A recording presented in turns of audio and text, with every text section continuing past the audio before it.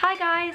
So last night, Drawing with Waffles uploaded a video where she used dip pen and ink to create her Inktober illustration.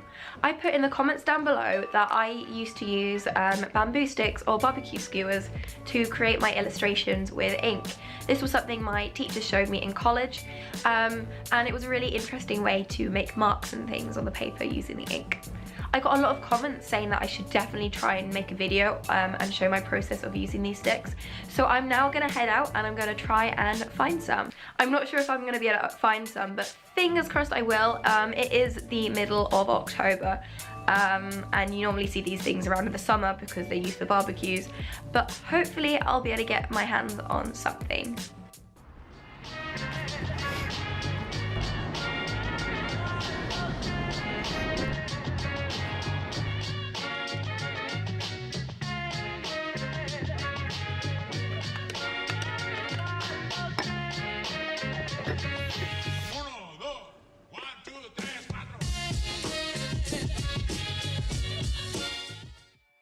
So I managed to get these bamboo sticks.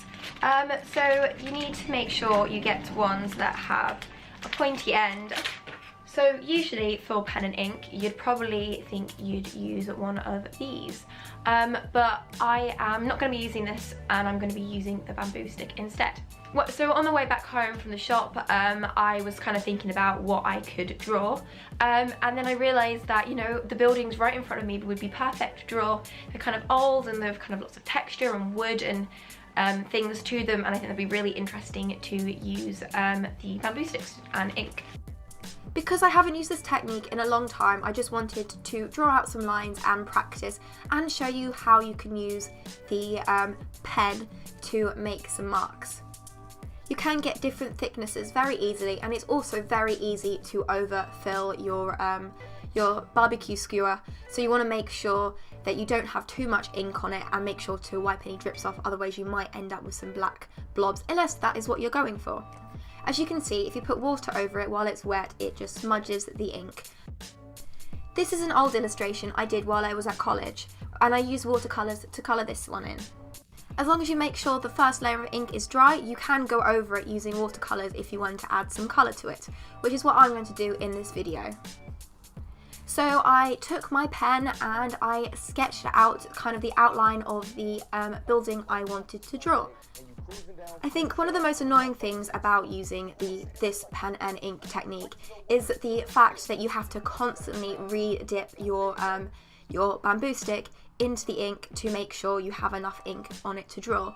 But you can get some really nice lines if you don't have that much ink on it, and some really good bold ones when you have too much ink.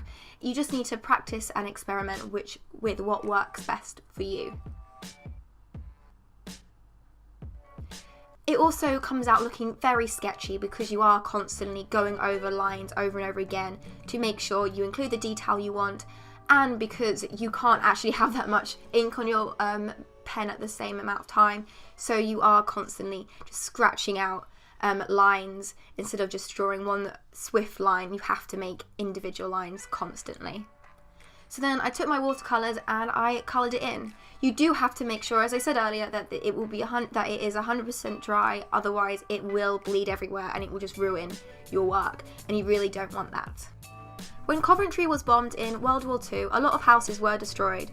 Medieval houses, like this one, were shipped over and reconstructed to take those places.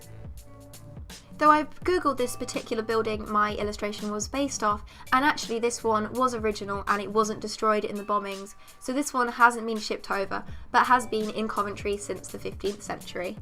If anyone was interested and wanted to know some background behind the buildings in this video.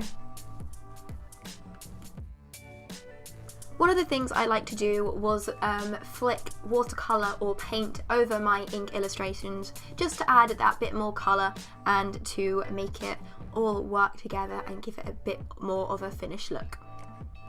So here's my finished illustration.